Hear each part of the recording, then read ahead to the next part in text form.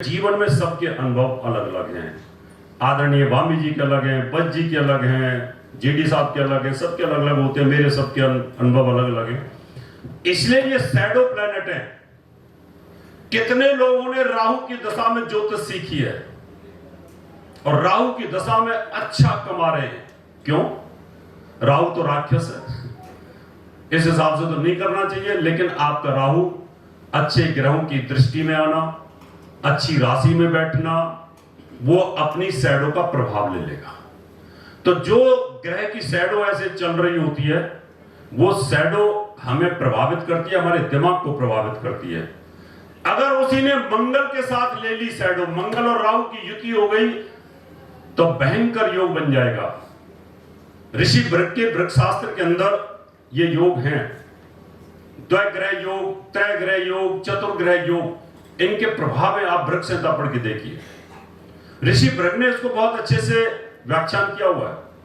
मंगल और राहु अगर बैठेंगे और अगर वो पावरफुल स्थिति में है, जिस भाव में बैठेंगे उस भाव को कहीं ना कहीं डैमेज करेंगे। शनि राहु बैठेंगे तो डैमेज करेंगे। राहु चंद्रमा जिसका 6, 8, 12 में बैठा हुआ है, वो आदमी मनोवैज्ञानिक तौर पर साइकोलॉजिकली कहीं ना कहीं बड़ा कमजोर होता है। अब यहां तो राहु चंद्रमा को नुकसान कर रहा है। वामी जी का अनुभव यह कहता है कि राहु बुरा नहीं करता। मेरा अनुभव यह कहता है कि अगर वो चंद्रमा या बुध के साथ 6, 8, 12 में बैठा हुआ है, तो वो कहीं ना कहीं आपकी मति भ्रमित करेगा। कितने लोग ऐसे हैं जिन्होंने कुंडली देखी होगी, जिनका चंद्रमा राहु के साथ बैठा हुआ है, नीच चंद्रमा बैठा हुआ है, राहु बुरी स्थिति में बैठा हुआ है, चंद्रमा भी बुरी स्थिति में बैठा हुआ था, उनको कहीं ना कहीं एपिलेप्सी है, उनको मानसिक डिप्रेशन रहता है। शनि चंद्रमा के साथ अभी आप एंकर हैं, आप बाद में बात करिए। एक ठीक है, आप बाद में बात कर लीजिए। इसलिए यहां पर डिप्रेशन आना, टेंशन आना, साइकिक हो जाना, इसका मतलब राहु प्रभाव डालेगा। जिनकी भी राहु और गुरु की युति होती है, अब गुरु तो ज्ञान का कारक है, अगर गुरु बहुत पावरफुल स्थिति में है और वहां राहु की दशा चले, तो आप बहुत अच्छे ज्योतिषी भी बन जाओगे। इसलिए प्रेडिक्शन पार्ट जो होता है ना, उसको बड़ी सावधानी के साथ आपको करने की आवश्यकता है। मैं ये नहीं कह रहा, मैं अपने मन की बात रख रहा हूं, क्योंकि मेरे अपने अनुभव हैं कि मान लो मैंने राजा साहब की कुंडली देखी और मैंने बोल दिया, खाली हल्की सी नजर मार के बोल दिया कि तुम्हारी कुंडली में राजा साहब सबसे बड़ा, आप भी थे शायद, मेहता जी भी बैठे हुए थे। मैं कहा राजा साहब आपकी सबसे बड़ी कमी है, और वहां 8-10 विद्वान बैठे थे। मैं राजा साहब आपकी एक चीज बताओ, मैंने सबसे बड़ी कमी है कि आप बहुत मानसिक तौर पर वीक आदमी है, आपकी कुंडली में ये प्रॉब्लम है। आपके सबके अनुभव कारगर हैं, बशर्ते आपके पास कुंडलियां कम आई होंगी, हमारे पास लाखों आई होंगी। हमारे पास थोड़ा ज्यादा अनुभव होगा, आपके पास थोड़ा सा कुंडली के हिसाब से कम होगा। जहां आपके पास भी 1000 कुंडलियों का एक्सपीरियंस हो जाएगा, आप भी ऐसे ही बोलोगे। इसलिए कोई भी ग्रह अगर शुभ भी है, बृहस्पति जितना मर्जी शुभ बोला जाए, जिनका बृहस्पति नीच का होगा, पाप प्रभाव में होगा, उस लड़की का वैवाहिक जीवन तो खराब कहीं ना कहीं हो ही जाएगा, चाहे देर में हो चाहे थोड़ा जल्दी हो जाए। मंगल गुरु की युति हो जाए, मिथुन लगन और कन्या लगन हो जाए। अब ऐसी सिचुएशन के अंदर लड़की की कुंडली हो और मंगल पावरफुल स्थिति में हो, तो मैरिज लाइफ को कहीं ना कहीं तोड़ेगा, विधवा योग बना करके तैयार कर देगा। क्यों? कि उन लग्नों में वो बुरी तरीके से मार के सो जाता है। और मंगल लड़की के लिए पति का कारक भी, बृहस्पति पति का कारक भी होता है।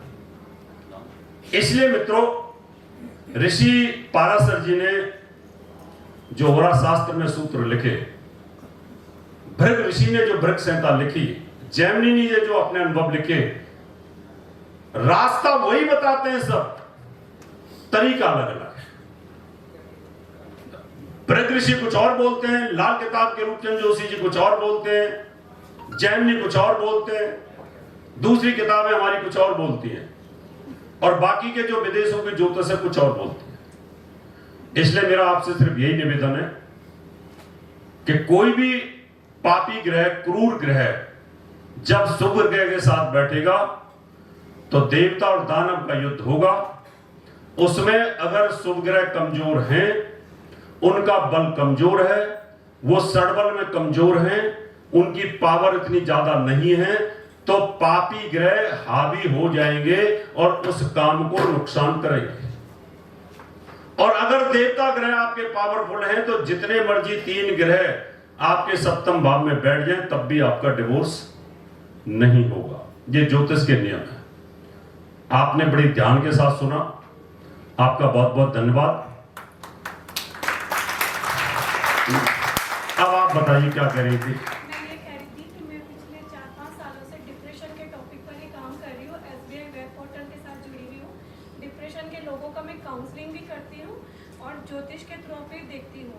तो मैंने एक अनुभव किया था, जैसे आपने बोला, मुझे बहुत अच्छी लगी, समझ में भी आई वो बात कि कोई भी क्रूर ग्रह हो, चंद्रमा और शनि से रिलेटेड मैंने कम से कम 10 कुंडलियाँ देखी एंड 10 ही लोग इस समय भी NGO के अंदर एडमिट है एंड पूरी तरह से मानसिक रूप से अवसाद से पीड़ित है। सब कुछ है। बहुत अच्छी बात कही है इन्होंने। ये तो सीधी सीधी बात मैंने बताई। 1 मिनट अभी पूछता हूं आपको।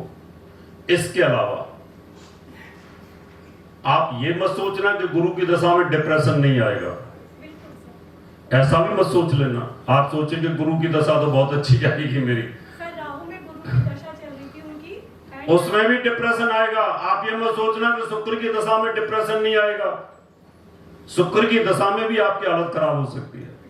बशर्ते कि ग्रह की पावर कितनी है उसको आपको ध्यान देखना पड़ेगा। बताइए सर। मैंने अनुभव किया कि डिप्रेशन सबसे ज्यादा होता है जिसकी कुंडली में बुध और चंद्रमा की डिग्री सबसे नजदीक होती है। 15 डिग्री का बुध हो, 15 डिग्री का चंद्रमा हो, 12 डिग्री का बुध हो, किसी की कुंडली में 27 डिग्री का बुध हो, चंद्रमा 2 डिग्री का हो, उसको उसमें 100% डिप्रेशन होगा ही होगा। ये पहली मुख्य है, मतलब कि अकाट्य है ये सूत्र डिप्रेशन पर। ठीक बात है। इसके बाद आपकी बात बिल्कुल ठीक है। वो इसलिए कि चंद्रमा मनसो जाता हो, चंद्रमा मन का कारक है। बुद्धस्य बुद्धो, बुद्ध बुद्धि का कारक है।